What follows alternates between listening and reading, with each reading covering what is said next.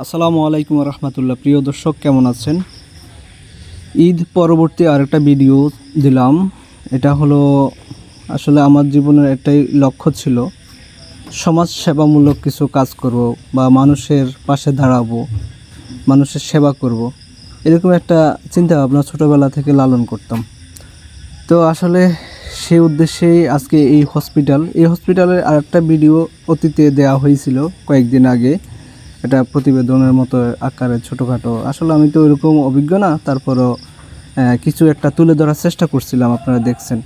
তো আজকে সামান্য একটা ছোটোখাটো একটা কাজ নিয়ে আসলাম। ছোটোখাটো বলতে আসলে আমি হয়তো অর্থ দিয়ে কাউকে হেল্প করতে পারতেছি না, পারি না। অন্যভাবে, যেমন শরীরে শক্তি থাকলে শক্তি দিয়ে বা অন্য কোনো উপায়ে মানুষের সেবা করার জন্য আসলে চেষ্টা করি, যেন মানুষের পাশে দাঁড়াতে, মানুষের সমস্যা হলে সমস্যা সলভ করার জন্য, সেটা হোক শারীরিক সক্ষমতা দিয়ে বা অন্য কোনো উপায়ে।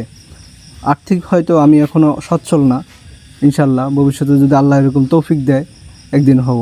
তো আসছি সেরকমই একটা শারীরিক সক্ষমতার মাধ্যমে কাউকে উপকার করতে। কিছুক্ষণ আগে একটা ছেলে দেখছেন, খুবই অসহায়। ছেলেটা হলো থ্যালাসেমিয়া রোগী। তার 2-1 মাস পর পরে রক্ত দেওয়া লাগে। প্রতি মাসে দেওয়া নিয়ম, কিন্তু প্রতি মাস তো আর সম্ভব না, পাওয়া যায় না। তো আমি চেষ্টা করি প্রতি 3 মাস অন্তর অন্তর, যতদিন যেটা মেডিকেল সায়েন্স যেটা নির্ধারণ করা আর কি, ততদিন পর পর আমি রক্ত দেওয়ার চেষ্টা করি। তো সেই প্রেক্ষিতে আমি এই পর্যন্ত 3বার এই ছেলেটাকে রক্ত দিচ্ছি। আর এই 3বারে আমার এই শুরুটাই এই ছেলেটা দিয়েই আমার শুরু আর কি। তো দোয়া করবেন আপনারা সবাই। আর আসলে এই টাইমে আমি খুবই শারীরিকভাবে অত ফিট ছিলাম না, আনফিট ছিলাম। আমি খুবই দুর্বল ছিলাম।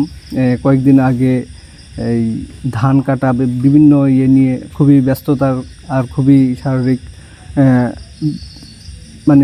কসরত যাওয়ার পরে শারীরিক অনেক দুর্বলতা ছিল আর কি।